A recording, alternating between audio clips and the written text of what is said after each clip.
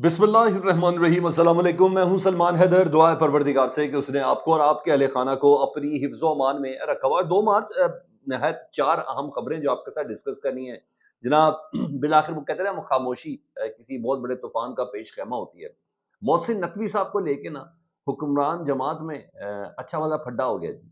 और कुछ मोहसिन नकवी के साहब के सामने, और मैं ये बात नहीं, मैं काबीना लेवल की बात कर रहा हूँ, अपना सीवी पेश करते हुए नजर आ रही है, क्योंकि सबको पता है कि मोहसिन नकवी ही असल में नुमाइंदा हैं, जो उन्होंने हमारे बीच में पूरी काबीना के अंदर एक हीरे को बिठाया हुआ जी।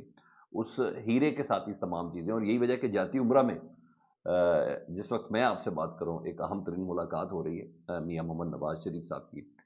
उसकी कुछ तफसील मैंने आपके साथ शेयर करनी है। मरकज़ से खैबर पख्तूनख्वा ने एक मुतालबा किया है अभी एक कोड़ा खटक में दहशत गर्दी के हवाले से। तो यहाँ कुछ और चीज़ खुल गई है जी सामने। वो जो वो जो कहते हैं ना, चार्टर ऑफ डिमांड, या आप कह लें जिस पॉइंट्स हैं जिस पर डिस्कशन होनी है अफगानिस्तान में, वो मरकज़ उसकी इजाज़त नहीं दे रहा। उसमें खातिर ख्वाह देरी इस वक्त हो रही है। उसकी कुछ डिटेल्स है, मैंने आपको बताया। आईएमएफ का वफ्द सर, पहले तो सुप्रीम कोर्ट घुसा था, अब 3 और इदारों में घुसने जा रहा है कल। उसकी कुछ डिटेल्स बतानी है। अमेरिका और यूरोप आज बड़ा डिसाइसिव डे है, आमने सामने है। उसकी कुछ डिटेल्स है। लेकिन सबसे पहले वो जो आर्मी चीफ कल भावलपुर में थे, और उन्होंने वो जो प्रोफेशनल मशकें थी भावलपुर कोर की, वो ज़रूर देखी। ये तमाम चीज़ें थी। तो मैंने आपको बताया था कि उन्होंने स्टूडेंट्स के साथ इंटरेक्शन की थी, और मैंने कहा था उनकी टोन में बड़ी तब्दीली, उसके मुंदरजात सामने आए हैं जी। वो मैं ज़रा चाह रहा हूँ कि मैं आपके सामने रखूँ कि आर्मी चीफ ने कुछ खास इशारे भी किए हैं तलबा से बात करते हुए, क्योंकि ये उस, मैं आपको बता दूं, ये उस अप्रोच के साथ है, ये उस स्ट्रेटजी का हिस्सा है जिसके तहत आर्मी चीफ साहब ये समझते हैं। उन्होंने अपनी तमाम कोर को, डीजीआई एसपीआर को, और खुद अपने आप को भी हिदायत की है कि मौजूदा हुकूमत से बयानिए सबल नहीं पाए रहे। पाकिस्तान तहरीक इंसाफ और अपोजिशन का बयानिया जो है वो सर चढ़कर बोल रहा है, चाहे अंदरून मुल्क हो, चाहे बैरून मुल्क हो। फायर वाल्स लगा दें, कोई काम नहीं बन रहा। एहतजाज से रोक लें, कोई काम नहीं बन रहा। तो ज़रा हम खुद थोड़ा सा देख लें, ताकि जो मशीनों के ज़रिए पता चल रहा है, ज़रा हम खुद ज़रा जाके देखें। तो आर्मी चीफ साहब ने ना कल तलबा से जो बातचीत की है, उसमें उन्होंने कहा है कि पाकिस्तान अल्लाह पाक का अता करदा एक अनमोल तोहफ़ा है, जिसको अल्लाह ने बहुत सी नेमतों से नवाजा है। हमें कभी भी अपने अकीदा, असलाफ और माशरती इक़दार को नहीं भूलना चाहिए। मुल्क की तरक्की के लिए हमने हर किसी ने अपने हिस्से की शमع जलानी है। बिला वजह तनकीद की बजाय अपनी तवज्जो खुद की कारकर्दगी और फ़राइज़ पर मबज़ूल रखनी चाहिए। ना बिला वजह तनकीद ना करें, अपनी कारकर्दगी बेहतर करें। ओके। अच्छा मशवरा है आर्मी चीफ साहब का। नौजवान अपनी अफ़वाज के शाना बशाना खड़े रहेंगे तो कोई भी उन्हें नुकसान नहीं पहुंचा सकता। सर, ये हम तो बल्कि बचपन से ही कह रहे हैं कि नौजवान आप फौज की शाना बशाना खड़ा रहे तो कोई भी हमें नुकसान नहीं पहुंचा सकता। लेकिन फौज भी नौजवानों के शाना बशाना खड़ी रहे, फौज भी खड़ी रहे, ये सबसे ज्यादा मुनासिब है।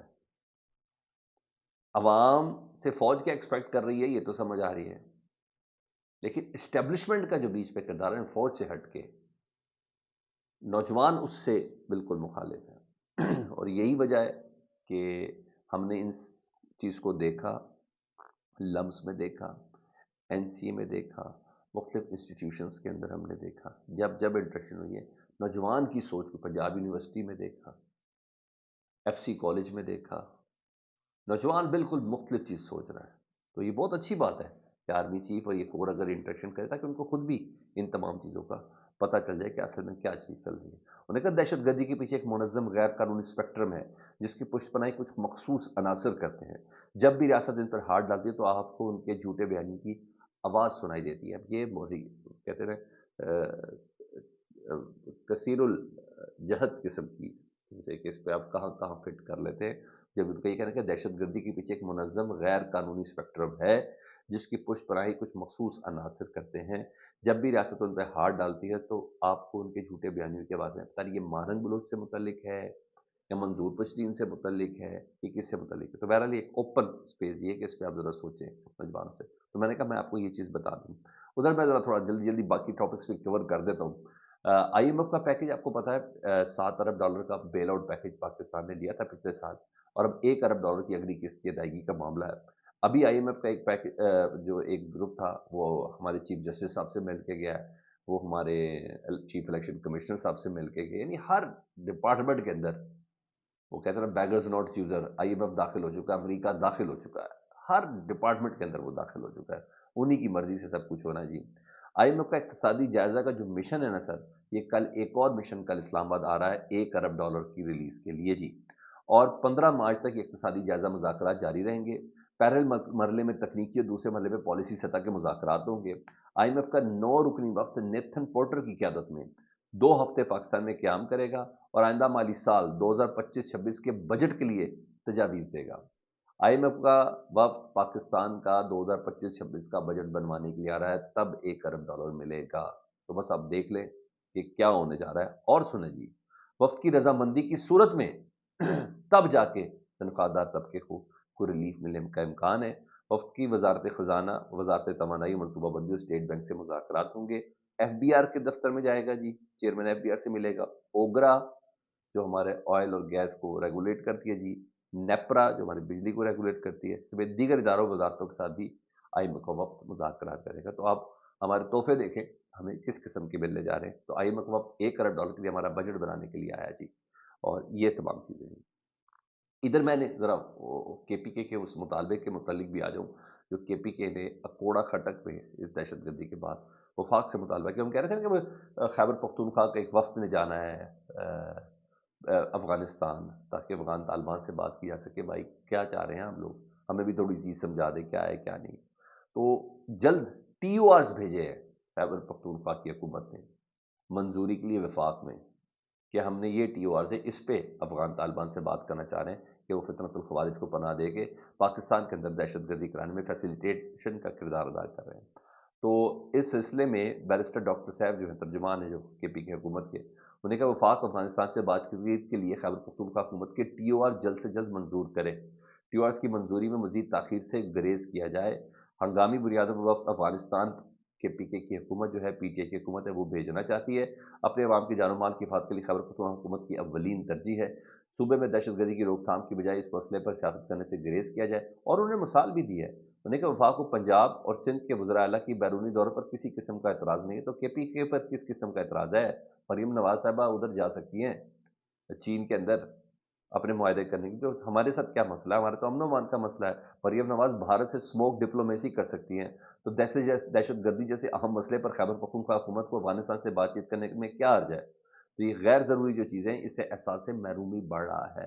تو خیبر پختونخوا بڑا لاجک، بڑا سالڈ ریزننگ کی ہے، انہوں نے کہا جب ہر صوبے کو اجازت ہے، ٹھیک ہے جی، تو آپ یہ بتا دیں کہ ہمیں کیوں نہیں اجازت ہے ہم افغانستان سے بات کر سکیں؟ جب انڈیا سے بات کر سکتا پنجاب، جب چین سے بات کر سکتا پنجاب، تو ہم کیوں نہیں بات کر سکتے؟ ہمارا تو مسئلہ ہی بڑا سینسٹیو ہے۔ انہوں نے کہا وفاق جو TORs ہیں اس کی اپروول، یعنی وفاق سے مراد وفاق میں وزیر اعظم نے ہماری ملٹری اسٹیبلشمنٹس ہیں ان سے پوچھنا ہے نا، یہ ایسے تھوڑی ہے، تو وہ اس کی اپروول میں کہہ رہے ہیں وہ دیری ہو رہی ہے، اس کی وجہ بنی ہے اکوڑا خٹک میں دھماکہ۔ انہوں نے کہا اگر پہلے کر دیا جاتا تو ہم اس پر کام جلدی شروع کر سکتے تھے۔ ادھر کہتے ہیں نا وہ وقت گزر گیا جی، لیکن محسن نقوی صاحب جو ہے وہ ڈومیسٹک کرکٹ میں بہترین کارکردگی ہے۔ پاکستان چیمپئن ٹرافی سے آؤٹ ہم نے ایک خوبصورت اسٹیڈیم بنایا جس میں 2 دن سے بارش سے پانی ٹپک رہا ہے، یہ سب کچھ جو ہو رہی ہے۔ تو محسن نقوی صاحب نے نا ظاہری بات ہے کچھ نہ کچھ تو انہوں نے کیا بتانا ہے، وہ کسی کو بتانے والے ہیں یا بتانے کے قابل ہیں کرکٹ کے حوالے سے؟ ڈیفینیٹلی وہ نہیں ہے۔ اب ان کی گفتگو سنیں، وہ کون سی چیزیں ڈسکس، وہ ناشتہ ڈسکس کر رہے ہیں، وہ ڈائٹ ڈسکس کر رہے ہیں، وہ اسکلس ڈسکس کر رہے ہیں، تو پھر محسن نقوی صاحب کو الزام نہ ٹھہرائیں تو کیا ٹھہرائیں؟ محسن نقوی صاحب نے ڈومیسٹک کرکٹ میں بہترین کارکردگی دکھانے والے کھلاڑیوں سے ملاقات کی ہے، انہیں کھلاڑیوں میں cricket skills, performance, diet plan, fitness اور ٹریننگ کے امور کے بارے میں بات چیت کی ہے۔ ہائی پرفارمنس سینٹر میں ان کو جانے کے بعد بھائی یہی کھلاڑیوں سے بات جو بیسٹ پرفارمنس والے تھے، یہی اس چیمپئنز ٹرافی سے پہلے کر لیتے، شاید ان میں سے کچھ ہیرے نکل کے سامنے آ جاتے اور وہ کام کر لیتے۔ لیکن بہرحال جس طریقے سے انہوں نے کھلاڑیوں کی فٹنس کے لیے خصوصی طور پر ڈائٹ پلان تیار کرنے کی محسن نقوی صاحب نے ہدایت کر دی ہے۔ بہرحال ہمارے چیئرمین کا بھی یہ کام رہ گیا، لیکن ان چیئرمین صاحب ہیں اتنے تگڑے کہ ان کو لے کے باتیں بڑی زبردست قسم کی ہو رہی ہے نا۔ رانا ثناء اللہ صاحب نے دوبارہ کہا نا، انہوں نے کہا ہم نے 14 ارب چیمپئن ٹرافی پہ لگا دیا۔ ذرا غور سے سنیے گا وزراء کے درمیان کیا کام چل رہا ہے، CVs کیسے پیش ہو رہے ہیں۔ رانا ثناء اللہ صاحب نے بڑی اپرائٹ بات کی، انہوں نے کہا ہم نے 14 ارب چیمپئنز ٹرافی کے انعقاد کے لیے خرچ کیے نا، 14 ارب روپیہ پاکستان کے ٹیکس منی ہے نا سر، یہ خرچ کیے۔ بڑے بڑے سنگ میل قائم ہوئے. ہم نے کہا لو جی اتنے دنوں میں ہم نے کراچی اسٹیڈیم بنا دیا, لاہور اسٹیڈیم دوبارہ سے تیار کر دیا, پنڈی اسٹیڈیم دوبارہ سے تیار کر دیا, دوبارہ سے اس کو جو اتنا پیسہ پوسا کمانا تھا وہ کیا جی. انہوں نے کہا بڑے بڑے سنگ میل قائم ہوئے کہ اتنے دنوں میں یہ ہو گیا, اتنے دنوں میں وہ ہو گیا. اب ہم اس ٹورنامنٹ سے باہر بیٹھے ہیں. کرکٹ بورڈ میں پیسہ بہت ہے, لوگ امیر ہونے کے لیے یہاں آتے ہیں.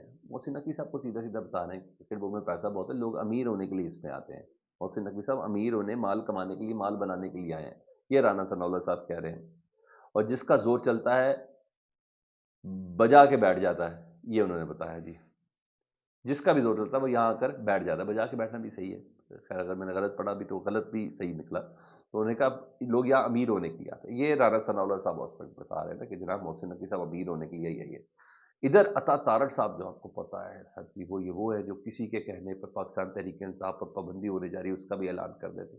یہ وہ ہے جو کہتے ہیں کہ دیکھو سڑک پہ خون تو نظر نہیں آ رہا, تو گولی تو نظر نہیں آ رہی, دیکھو ساری سڑکیں نہیں دھلی ہوئی ہے, سب جھوٹ تھا. یہ گاڑیاں بھی پی ٹی آئی والے اپنی گاڑیاں خود ہی توڑ کے گئے. ایمانداری کا میں کہتا ہوں پیکا ایکٹن کے قریب سے بھی نہیں گزرا.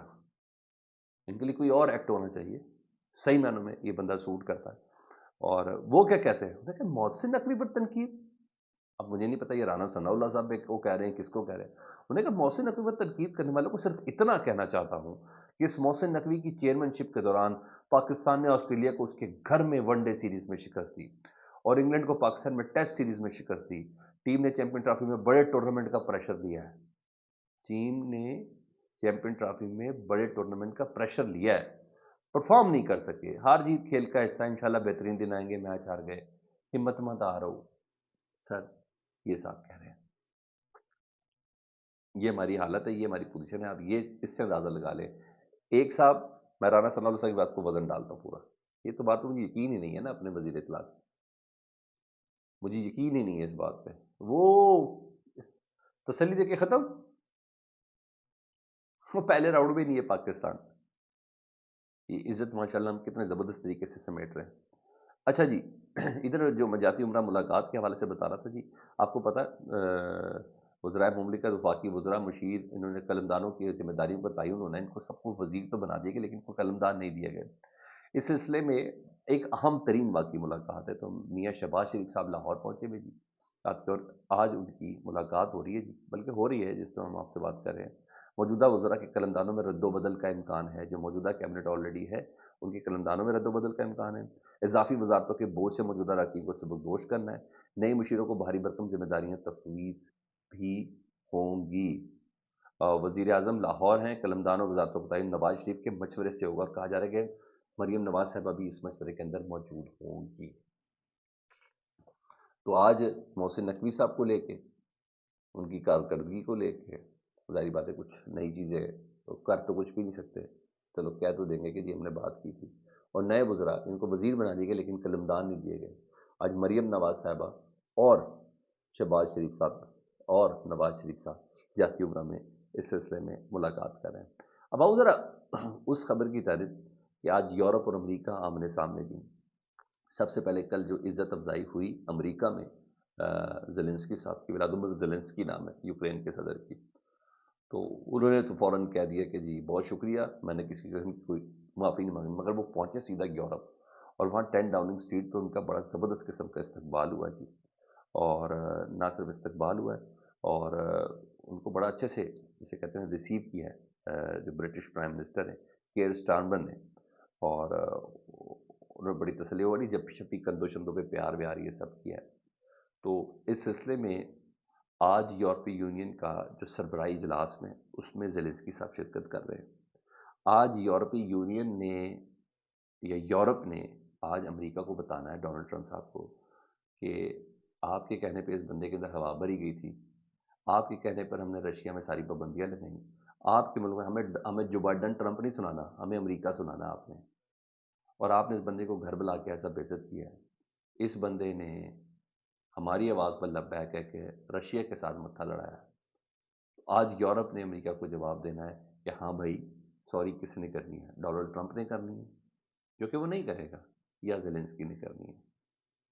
پھر آج وہ چیزیں, ہاں اسی دوران نا جو ہمارے نیٹو ظاہر ہے نیٹو کا ایک اتحاد، اس میں یورپ بھی شامل ہے اور امریکہ بھی اس کے اندر شامل ہے، تو اس کے جو سربراہ ہیں انہوں نے بڑی زبردست اسٹیٹمنٹ دی ہے جی، اور وہ کہتے ہیں کہ نیٹو چیف مارک روٹی said on Saturday he told Ukrainian President Volodymyr Zelensky that he needed to find a way to restore his relationship with US President Donald Trump after the clash of White House.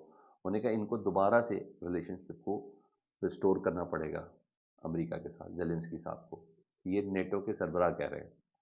جب یہ NATO کے chief صاحب کہہ رہے ہیں تو پھر آپ دیکھ لیں کہ یہ کیسے ہوگا، کیونکہ جو کلیش ہوا وائٹ ہاؤس میں انہوں نے کہا اس کو کور کرنے کے لیے.